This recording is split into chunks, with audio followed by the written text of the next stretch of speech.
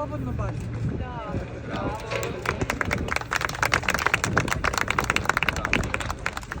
A sad je mora kao ponazvati.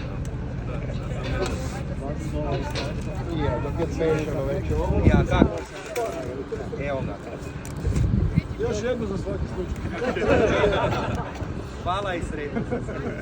Godina se mučimo poglavito sa jasličkim skupinama i tu puno dugujemo i našim privatnim vrtićima i našim dadiljama jer bez njih teško bi zadovoljilo sve ono što Koprivnica danas treba.